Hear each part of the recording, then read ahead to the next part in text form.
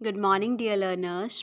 Welcome back to Narwal Study Point. This is Miss Preeti Narwal. आज हम लोग करेंगे इकोनॉमिक्स के फर्स्ट चैप्टर के क्वेश्चन डिस्कस, जिसमें बेसिकली 1 मार्क क्वेश्चन रहेंगे हमारे। चलिए शुरू करते हैं। हमारा फर्स्ट क्वेश्चन है, विकास क्या है, यानी व्हाट इज़ डेवलपमेंट। इसके बारे में हम लोग प्रीवियस 2 वीडियोस में डिस्कस कर चुके हैं कि विकास क्या होता है इकोनॉमिक्स के टर्म्स में। तो विकास एक व्यापक शब्द है जिसमें निवल प्रति व्यक्ति आय में वृद्धि, लोगों के जीवन स्तर में सुधार और गरीबी में कमी आदि शामिल होते हैं। Okay, so next question is, एक भूमि ग्रहण ग्रामीण मजदूर के किन्हीं 2 विकास के लक्ष्यों का उल्लेख करें। यानी कि एक भूमिहीन ग्रामीण मजदूर है, एक गांव में रहने वाला मजदूर है जिसके पास भूमि नहीं है, जमीन नहीं है। तो उसके लिए कोई 2 लक्ष्य क्या होंगे विकास के।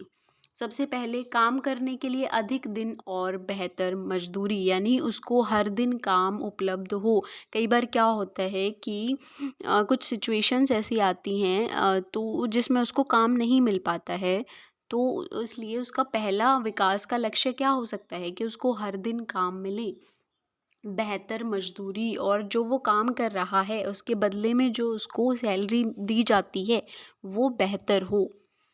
नेक्स्ट गोल क्या हो सकता है उसका, स्थानीय स्कूल में उनके बच्चों के लिए उत्तम शिक्षा, यानी कि जो शिक्षा व्यवस्था है हमारी, जो एजुकेशन सिस्टम है हमारा, वो गांव में ही ऐसा हो जाए कि उनके बच्चों को, उनके इन द सेंस इन मजदूर के बच्चों को अच्छी शिक्षा मिल पाए।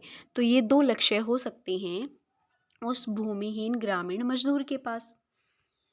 ठीक है जी, तो हमारा थर्ड क्वेश्चन देख लेते हैं। एक लड़की के किन्हीं 2 विकास के लक्ष्यों का उल्लेख करें। अब कोई लड़की है, उसके लिए विकास का लक्ष्य क्या हो सकता है। हमने बात करी थी ना कि भाई विकास जो है वो हर एक आदमी के लिए, हर एक व्यक्ति के लिए अलग अलग होता है। मेरे लिए विकास का मतलब कुछ और हो सकता है, आपके लिए कुछ और हो सकता है। लेकिन एक लेमन टर्म में अगर हम बात करते हैं तो विकास का मतलब होता है कि कुछ भी सिग्निफिकेंट चेंज होना, सिग्निफिकेंट पॉजिटिव चेंज आना सिचुएशन में, उसको क्या बोला जाता है, उसको विकास बोला जाता है। तो एक लड़की के लिए विकास का लक्ष्य क्या हो सकता है, लिंग समानता, कि उसको इक्वली ट्रीट किया जाए, इक्वालिटी उसको मिल जाए। नेक्स्ट है जी, महिला सशक्तिकरण। ठीक है, ये 2 मेन लक्ष्य हो सकते हैं किसी भी लड़की के लिए। सो नेक्स्ट क्वेश्चन इज, आय के अतिरिक्त लोगों के किन्हीं 2 विकास के लक्ष्यों का उल्लेख करें। अब देखो, आय यानी कि जो पर कैपिटा इनकम है, जो उनकी सैलरी है, वो बढ़ना तो विकास का लक्ष्य है। लेकिन उसके अलावा बताओ कि लोगों के और क्या लक्ष्य हो सकते हैं विकास के। बराबरी का व्यवहार, वही सेम बात है जी, सबको इक्वली ट्रीट किया जाए, ये भी हमारे डेवलपमेंट में इंक्लूड होता है। नेक्स्ट क्या हो सकता है, दूसरों से आदर मिलने की इच्छा, यानी रिस्पेक्ट उनको मिले दूसरों से, ये भी किसके अंदर इंक्लूड होता है, हमारे विकास के लक्ष्य के अंतर्गत। सो नेक्स्ट क्वेश्चन इज, एक ग्रामीण महिला के किन्हीं 2 विकास के लक्ष्यों का उल्लेख करें। अब कोई महिला है जो गांव में रहती है, तो उसके लिए विकास का क्या मतलब हो सकता है, परिवार में सम्मान मिले उसको। मोस्टली क्या होता है हमारे कल्चर में, सॉरी टू से, ये होता है कि मेल डोमिनेटिंग सोसाइटी है, पुरुष प्रधान समाज है, जिसमें महिलाएं जो हैं उनकी हालत उतनी सही नहीं है जितनी कि बोली जाती है, बताई जाती है, संविधान में जो समानता उनको दिखाई जाती है उतनी ज़्यादा नहीं है। इस सच्चाई से आप और मैं दोनों ही वाकिफ़ हैं। तो एक ग्रामीण महिला का लक्ष्य क्या हो सकता है, बेसिकली शहरों में इतनी ज़्यादा प्रॉब्लम्स नहीं है, जस्ट बिकॉज़ कि उनके पास इतना संकुचित और संकीर्ण माइंडसेट नहीं है, वो रूढ़ियाँ नहीं हैं उनके पास, तो उनके लिए लक्ष्य जो है वो कुछ अलग होगा। लेकिन यहाँ पर हमसे पूछा जा रहा है कि ग्रामीण महिला के लिए क्या लक्ष्य हो सकता है विकास का, परिवार में उसको सम्मान मिले। दूसरा क्या है, सुरक्षित व संरक्षित वातावरण मिले। सुरक्षित वातावरण कैसे, कि हम भी जानते हैं कि कितनी ज़्यादा जो दुष्कर्म हैं महिलाओं के साथ वो हो रहे हैं। तो उसके लिए विकास का मतलब क्या हो सकता है कि अगर उसको एक ऐसा इन्वायरमेंट मिल रहा है जिसमें वो प्रोटेक्टेड फील कर रही है, तो उसके लिए डेवलपमेंट वो होगा। ठीक है, हमारी सरकार कहती है भी कि एक हमने रोड जो बनाया है तो ये डेवलपमेंट में आता है कि जी हमने विकास कर दिया गाँव का, हमने रोड बना दिया। लेकिन एक महिला जो है ना, उसकी सोच बेसिकली क्या होती है कि ठीक है तुमने रोड बना दिया, लेकिन उस रोड पर चलने के लिए मुझे जो वातावरण चाहिए, जो सुरक्षा चाहिए, जो प्रोटेक्शन मुझे फ़ील होनी चाहिए, वो तो आप लोग नहीं करवा पाते ना। तो उसके लिए डेवलपमेंट क्या है? उसके लिए डेवलपमेंट वो रोड नहीं है, उसके लिए डेवलपमेंट वो इन्वायरमेंट है जिसमें वो प्रोटेक्टेड फील करे। तो ये डेवलपमेंट के लक्ष्य हो सकते हैं किसी ग्रामीण महिला के। नेक्स्ट क्या है? राष्ट्रीय विकास क्या है? National development. राष्ट्रीय विकास भी एक व्यापक शब्द है जिसमें लोगों के जीवन स्तर में सुधार, प्रति व्यक्ति आय में वृद्धि, शिक्षा, स्वास्थ्य देखभाल, सामाजिक सेवाएं आदि शामिल होते हैं। नेक्स्ट क्वेश्चन इज भारत के किन्हीं दो राष्ट्रीय विकास के लक्ष्यों का उल्लेख करें। अब भारत के राष्ट्र का लक्ष्य क्या हो सकता है विकास की टर्म्स में? जी भ्रष्टाचार मुक्त समाज हो, ऐसा समाज हो जिसमें करप्शन ना होता हो और उच्च प्रति व्यक्ति आय हो, यानी हमारी जो पर कैपिटा इनकम है, पीसीआई है, वो उच्च हो, हाईएस्ट हो। ये हमारे राष्ट्र विकास का लक्ष्य हो सकता है। नेक्स्ट क्वेश्चन इज राष्ट्र विकास के लिए सबसे महत्वपूर्ण विशेषता क्या है? मेन कैरेक्टरिस्टिक्स क्या है हमारी नेशनल डेवलपमेंट की? राष्ट्रीय आय अथवा राष्ट्र की प्रति व्यक्ति आय। नेक्स्ट क्वेश्चन इज देशों के बीच तुलना करने के लिए कुल आय या राष्ट्रीय आय इतना उपयुक्त माप नहीं है, कारण दे। कल हमने बात करी थी कि जब भी दो देशों की तुलना होती है, कंपैरिजन किया जाता है दो देशों के बीच, दो प्रांतों के बीच, तो उसमें जो कुल आय है या फिर राष्ट्रीय आय है उसके आधार पर कंपैरिजन करना सही नहीं है, वो आकलन का तरीका सही नहीं है। क्या कारण था इसके पीछे? इसके पीछे कारण था कि अलग अलग देश की, अलग अलग प्रांत की, अलग अलग राज्य की जनसंख्या अलग अलग होती है, जिस आधार पर क्या है उनकी राष्ट्रीय आय भी अलग अलग होती है। इसलिए हम लोग उसका आकलन इस तरीके से नहीं कर सकते हैं कि उस राष्ट्र की राष्ट्रीय आय से हम लोग कंपैरिजन कर दें, नहीं। तो हमें ये कुल आय की तुलना करने से हमें यह ज्ञात नहीं होगा कि औसत व्यक्ति क्या कमा सकता है। ठीक है, नेक्स्ट क्वेश्चन है औसत आय या प्रति व्यक्ति आय क्या है? पर कैपिटा इनकम क्या है? जब देश की कुल आय को कुल जनसंख्या से भाग देकर निकाला जाता है तो उसको क्या बोलते हैं? प्रति व्यक्ति आय बोलते हैं। राष्ट्रीय आय अपॉन जनसंख्या। ठीक है, नेक्स्ट है हमारा विभिन्न देशों की तुलना करने के लिए सबसे महत्वपूर्ण मापदंड क्या है? ठीक है, हमने राष्ट्रीय आय के आधार पर आकलन करना, कंपैरिजन करना मना कर दिया है कि वो सही तरीका नहीं है। फिर सही तरीका क्या हो सकता है भाई? सही तरीका हो सकता है प्रति व्यक्ति आय। नेक्स्ट क्वेश्चन है हमारा विभिन्न देशों का वर्गीकरण करने के लिए विश्व बैंक किस मापदंड का प्रयोग करता है? वर्ल्ड बैंक कौन से मापदंड का प्रयोग करता है? प्रति व्यक्ति आय का। अगला प्रश्न है कौन सा संगठन देशों को संपन्न देशों तथा कम आय वाले देशों में वर्गीकृत करता है? यानी वो ऑर्गेनाइजेशन हमने बतानी है जो संपन्न देश और कम आय वाले देशों में कैटेगराइज करता है, यानी कि कौन सा देश जो है वो संपन्न देश है, कौन सा देश निम्न श्रेणी में आता है, कौन सा मध्य निम्न की श्रेणी में आता है, ये कौन कैटेगराइज करता है? कौन सी ऑर्गेनाइजेशन, कौन सा संगठन कैटेगराइज करता है? विश्व बैंक। अगला प्रश्न है विश्व विकास रिपोर्ट, world development report, WDR report के अनुसार किन देशों को संपन्न देशों के रूप में वर्गीकृत किया गया है? संपन्न देश किसको बोलेंगे? जिसकी प्रति वर्ष या प्रति व्यक्ति आय 12,476 अमेरिकी डॉलर से ज़्यादा हो या 12,476 अमेरिकी डॉलर हो, उसको हम लोग बोलेंगे संपन्न देश। नेक्स्ट क्वेश्चन है हमारा विश्व विकास रिपोर्ट 2016 के अनुसार किन देशों को निम्न आय वाले देश कहा गया है? ये था संपन्न देश। अभी निम्न आय वाले देश कौन से होंगे? वे देश जिनकी प्रति व्यक्ति आय अमेरिकी डॉलर 1,025 या उससे कम है, उसको क्या बोलेंगे? निम्न आय वाले देश। अगला प्रश्न है हमारा विश्व बैंक विकास रिपोर्ट द्वारा भारत को किस वर्गीकरण में रखा गया? यानी भारत संपन्न के कैटेगरी के अंदर आता है या फिर निम्न कैटेगरी के अंदर आता है?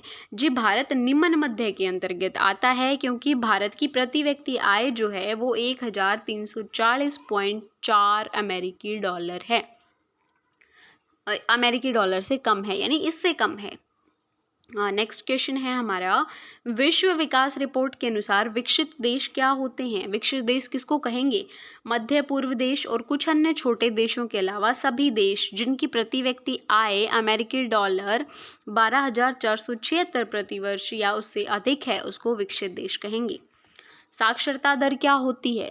7 वर्ष और उससे अधिक आयु के लोगों में साक्षर जनसंख्या का अनुपात कहलाता है साक्षरता दर। अगला प्रश्न है, निवल उपस्थिति अनुपात क्या है?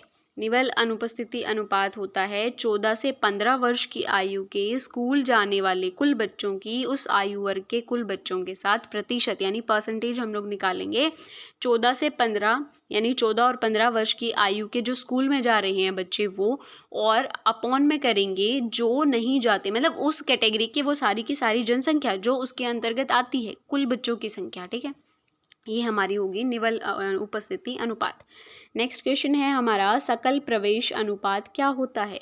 यह प्राथमिक तथा उच्चतर शिक्षा के लिए प्रवेश अनुपात होता है।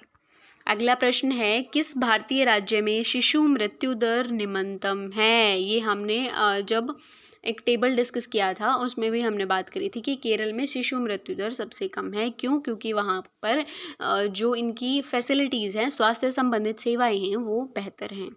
केरल में शिशु मृत्यु दर निम्नतर क्यों है? वही क्वेश्चन आ गया, वही क्यों है? केरल में शिशु मृत्यु दर निम्नतम है क्योंकि यहाँ साक्षरता दर अति उच्च है और शिक्षित लोग अशिक्षितों की अपेक्षा अपने बच्चों की देखभाल अच्छी तरीके से कर सकते हैं। और क्या पॉइंट हो सकता है, शिक्षित लोगों की आय क्षमता भी उच्च होती है। अब शिक्षित लोग हैं तो क्या है, वो बेरोजगार तो होंगे नहीं, कहीं ना कहीं कुछ ना कुछ काम कर रहे होंगे, तो इस आधार पर उनकी आय की जो क्षमता है वो उच्च होगी, अतः वे अपने बच्चों के लिए मूलभूत आवश्यकताओं की पूर्ति करने में सक्षम होंगे, कैपेबल होंगे। नेक्स्ट प्रश्न है हमारा, किन्हीं 2 वस्तुओं के नाम बताओ जिन्हें धन से नहीं खरीदा जा सकता। कल हमने बात करी थी कि ठीक है, प्रति व्यक्ति आय बढ़ा दी तो क्या उससे विकास हो जाएगा? जी नहीं, विकास के और भी बहुत सारे फैक्टर्स होते हैं कि पैसे से ही हम लोग सब कुछ नहीं खरीद सकते हैं। शांति, स्वतंत्रता, ये पैसे से नहीं खरीदी जा सकती हैं। अगला प्रश्न है, सार्वजनिक वितरण प्रणाली क्या है? पीडीएस, पब्लिक डिस्ट्रीब्यूशन सिस्टम क्या है? यह एक प्रणाली है जिसके माध्यम से सरकार राशन दुकानों द्वारा उचित दामों पर गरीबों को राशन बांटती है। नेक्स्ट प्रश्न है हमारा, मानव विकास सूचकांक क्या है? Human development index, HDI। मैंने शॉर्ट में आपको इस चैप्टर से रिलेटेड सारी की सारी फुल फॉर्म्स, एब्रीविएशंस जो हैं वो करवा दी हैं, आप लोग एक बार चेक कर सकते हो। मानव विकास सूचकांक क्या है? यह विश्व बैंक द्वारा तैयार की गई एक सूची है, एक इंडेक्स है जिसके अंतर्गत विश्व के सभी देशों को उनकी प्रति व्यक्ति आय, जीवन प्रत्याशा, साक्षरता दर आदि के आधार पर सूची में स्थान दिया जाता है। अगला प्रश्न है, मानव विकास सूचकांक के 3 अवयव कौन कौन से हैं? यानी ऐसे कौन कौन से 3 जो फैक्टर्स हैं जो मानव विकास सूचकांक में इंक्लूड किए जाते हैं। सबसे पहला है प्रति व्यक्ति आय, दूसरा है हमारा जीवन प्रत्याशा और तीसरा है साक्षरता दर। इन तीनों फैक्टर्स के आधार पर मानव विकास सूचकांक का निर्धारण किया जाता है। अगला प्रश्न है, 2015 के मानव विकास सूचकांक के अनुसार भारत का स्थान क्या है? 130वां स्थान है भारत का, 113th पोजीशन है। अगला प्रश्न है, किन्हीं 2 मापदंडों का उल्लेख करें जिनके आधार पर मानव विकास सूचकांक में लंका का स्थान भारत से बेहतर हो गया है। लंका, श्रीलंका का स्थान, प्रति व्यक्ति आय और साक्षरता दर। अगला प्रश्न है हमारा, जीवन प्रत्याशा क्या होती है? एक व्यक्ति की जन्म के समय औसत आयु की संभावना। जीवन प्रत्याशा क्या होती है कि एक व्यक्ति जो है उसका जब जन्म होता है उस के आधार पर हम लोग उसकी एवरेज जो है एवरेज एज है वो बेसिकली पॉसिबल एज जो है वो हम लोग बता देते हैं, तो वो क्या होती है? जीवन प्रत्याशा होती है। जैसे अभी हमारी जो जीवन प्रत्याशा है, पहले क्या होता था कि लोग 100 या फिर 120 तक भी जो हैं उनकी लाइफ स्पेन होती थी, लेकिन आजकल क्या है, ये जीवन प्रत्याशा 60 to 70 हो गई है। मोस्टली पर्सन जो है वो 60 से 70 की एवरेज में चल बसते हैं। तो जीवन प्रत्याशा क्या होती है? एक व्यक्ति की जन्म के समय औसत आयु की संभावना। नेक्स्ट प्रश्न है हमारा, भारत में जीवन प्रत्याशा क्या है? यानी भारत की जीवन प्रत्याशा क्या है? जैसे मैंने बताया ना 60 से 70 की एवरेज मोस्टली होती है, 70 भी नहीं 65 के आसपास ही होती है। तो भारत की क्या है? 62.8 वर्ष 2011 की जनगणना के अकॉर्डिंग। नेक्स्ट प्रश्न है हमारा, सतत पोषणीय विकास क्या है? सस्टेनेबल डेवलपमेंट क्या है? इसके बारे में मैं बहुत बार डिस्कस कर चुकी हूँ। इसमें 2 बातें मेनली याद रखनी होती हैं। सबसे पहले तो कि पर्यावरण को नुकसान ना पहुँचाया जाए, और दूसरा क्या है, ताकि आने वाली पीढ़ियों के लिए वो संसाधन उपलब्ध रह सकें। तो ये सतत पोषणीय विकास होता है हमारा।